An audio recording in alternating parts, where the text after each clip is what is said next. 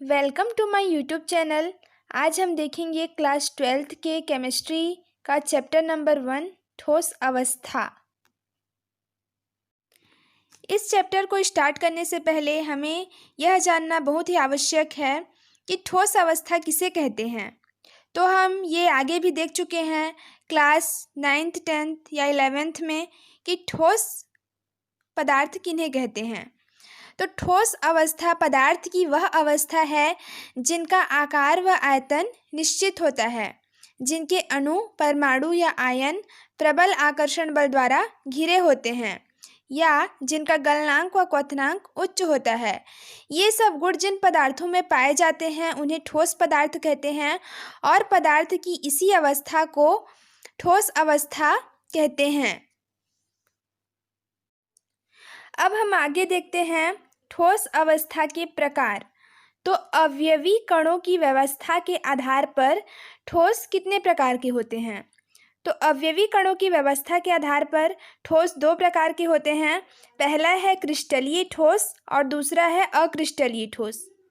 तो हम अब पहला पॉइंट में जाते हैं, क्रिस्टलीय ठोस। क्रिस्टलीय ठोस वे ठोस होते हैं जिनके अवयवी कण एक निश्चित क्रम में व्यवस्थित होते हैं व जिनकी ज्यामितीय रचना नियमित होती हैं। ऐसे ठोस जिनके अवयवी कण एक निश्चित क्रम में क्रमानुसार व्यवस्थित हों और इनकी ज्यामितीय रचना भी नियमित हो, निश्चित हो, ऐसे ठोस को क्रिस्टलीय ठोस कहते हैं। जैसे कि एग्जाम्पल में हम देख सकते हैं हीरा, ग्रेफाइट, NaCl, सोडियम क्लोराइड, लवण होता है जो, आदि। ये सब क्रिस्टलीय ठोस के अंतर्गत आते हैं। इसी तरह हमारा सेकंड है अक्रिस्टलीय ठोस।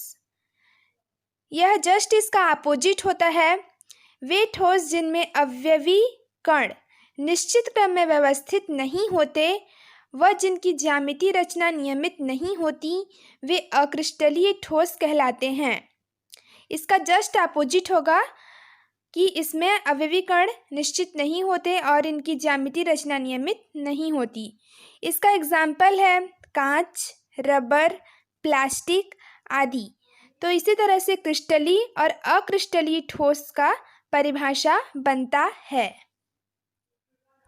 अब हम आगे देखेंगे जो हम अवयवी कणों की व्यवस्था के आधार पर ठोस के प्रकार देखे, क्रिस्टलीय व अक्रिस्टलीय। इन दोनों में अब हम अंतर स्पष्ट करेंगे।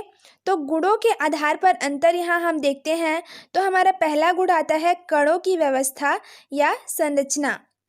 क्रिस्टलीय ठोस का संरचना कैसे होता है, इसके अवयवी कण जो होते हैं वह निश्चित क्रम में व्यवस्थित होते हैं।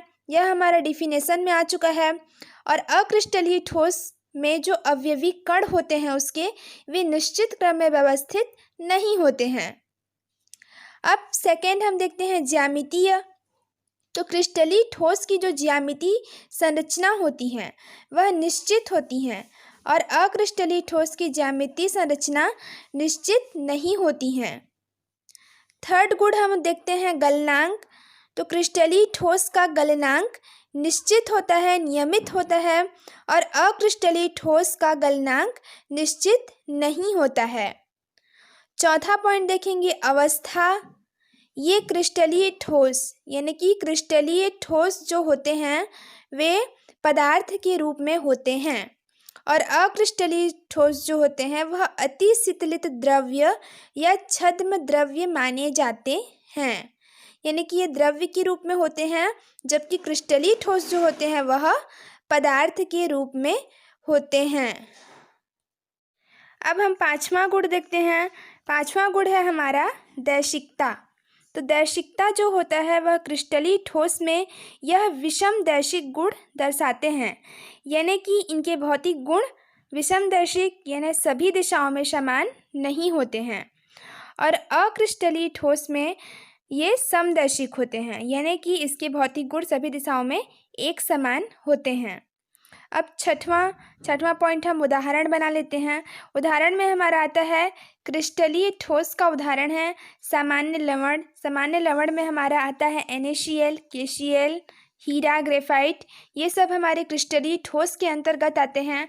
और देखते हैं अक्रिस्टलीय ठोस। अक्रिस्टलीय ठोस में प्लास्टिक, रबर, कांच, सिलिका ये सब आते हैं। तो क्रिस्टलीय और अक्रिस्टलीय ठोस में यही अंतर होता है।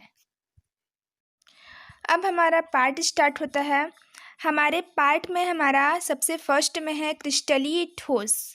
क्रिस्टलीय ठोस के प्रकार। अवयवी कणों के मध्य बंध के आधार पर क्रिस्टलीय ठोस के प्रकार ये हम देखेंगे नेक्स्ट वीडियो में। अगर आप सभी को मेरी वीडियो अच्छी लगे तो प्लीज़ मेरे चैनल को लाइक और सब्सक्राइब ज़रूर करें। धन्यवाद।